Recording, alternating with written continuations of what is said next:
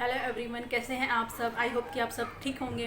तो आज के इस वीडियो में मैं जो है अपनी लेप्रोस्कोपी की जर्नी शेयर करने वाली हूँ, जिसमें मुझे कितना खर्चा आया एंड मुझे जो सिस्ट था वो उस चीज़ को निकालने के लिए जो मुझे क्या क्या चीज़ों से गुजरना पड़ा एंड उसका जो टेस्ट होते हैं, मतलब ब्लड टेस्ट हो गया और दूसरे भी कई सारे टेस्ट वगैरह होते हैं। तो वह सब जो टेस्ट वगैरह थे वो क्या क्या आपको कराने पड़ते हैं, तो उस सब चीज़ों के बारे में आज हम इस वीडियो में जो है डिस्कस करने वाले हैं। एंड उसका जो कॉस्ट होता है पर एरिया अलग अलग होता है, तो उस चीज़ के बारे में भी हम इस वीडियो में जो है वो डिस्कस करेंगे। तो चलिए वीडियो को शुरू करते हैं। तो पहली बात, जब आपको सिस्ट है या फाइब्रॉइड है जब डिटेक्ट होता है तो सबसे पहले डॉक्टर्स जो करते हैं वो दवाइयों से ठीक करने की कोशिश करते हैं। ऑलमोस्ट 3 मंथ्स के लिए वो आपको जो है मेडिकेशंस पे रखते हैं। आपको हर मंथ जो है मतलब कि सोनोग्राफी करा के चेक कराते हैं कि सिस्ट कितना कम हुआ है या बढ़ रहा है। 3 महीने तक वो चेक करते हैं। अगर आपका सिस्ट कंटिन्यूसली बढ़ रहा होता है तो फिर वो सजेस्ट करते हैं कि आपको लेप्रोस्कोपी करना चाहिए। तो मेरे केस में यही हुआ था कि जो है मेरा सिस्ट जो है वो कम होने की बजाय वो वापस बढ़ रहा था एंड जिसकी वजह से मुझे काफ़ी पेन भी होता था।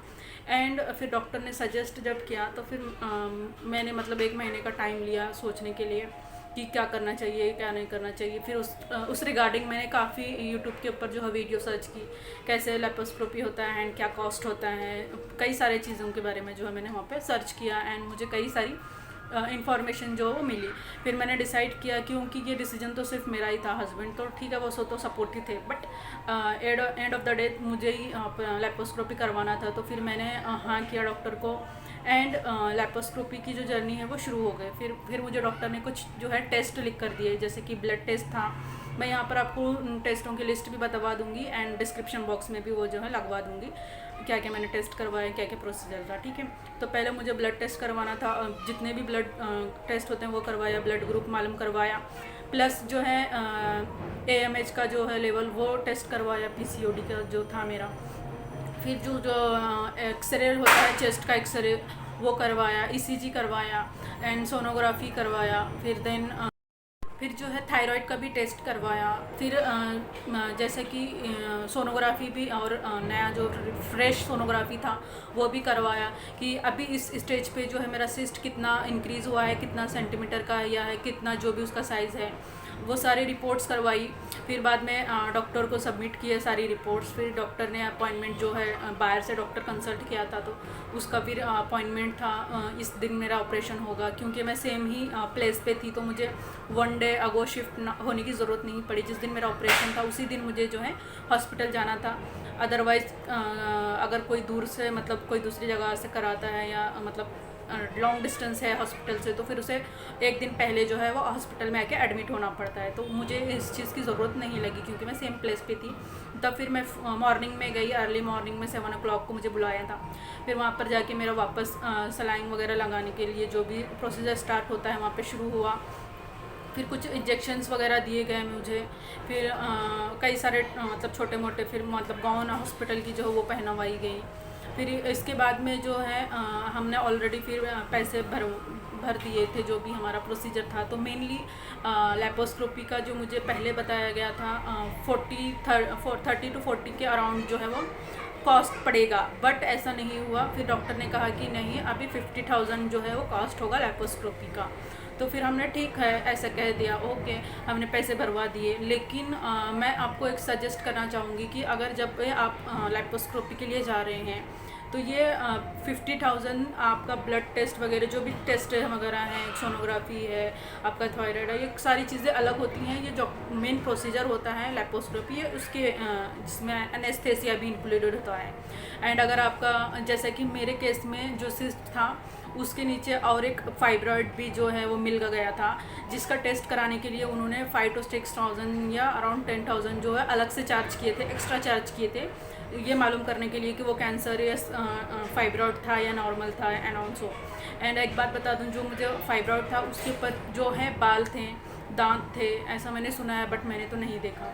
फिर उसके बाद जो है ये सारा प्रोसीजर हुआ। फिर मेरा ऑपरेशन अल्लाह का शुक्र है सक्सेसफुल हो गया।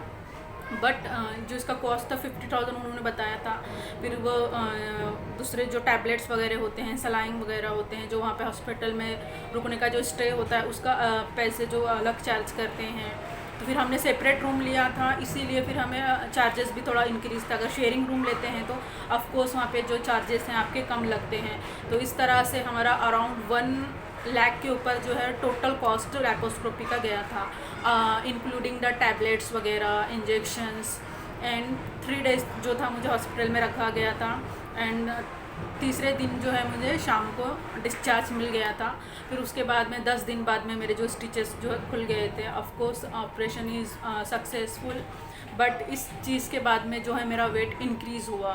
तो ओवरऑल ठीक है। एनीवे इस चीज़ के बारे में हम किसी और वीडियो में बात करेंगे कि मेरी जो जर्नी थी लैप्रोस्कोपी की, इन चीज़ों में मुझे क्या क्या दिक्कतें आई, मुझे हेल्थ क्या क्या इशू आए, वो हम इसके लिए अलग से वीडियो एक जो है वो बनवाएंगे।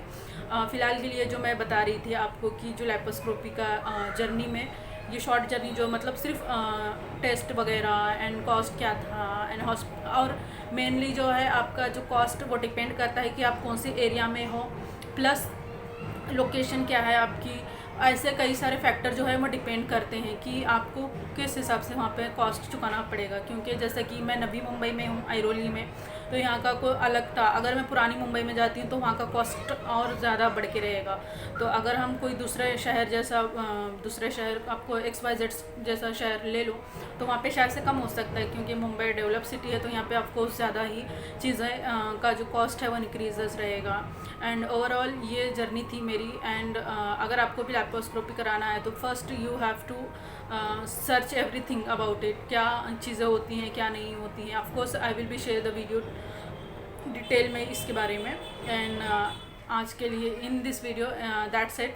एंड अगर आपको मेरा वीडियो अच्छा लगता है तो do like, share, comment and subscribe to my YouTube channel. अभी मिलते हैं इसी तरह नए वीडियो में इंफॉर्मेशन लेके। Thank you so much for watching.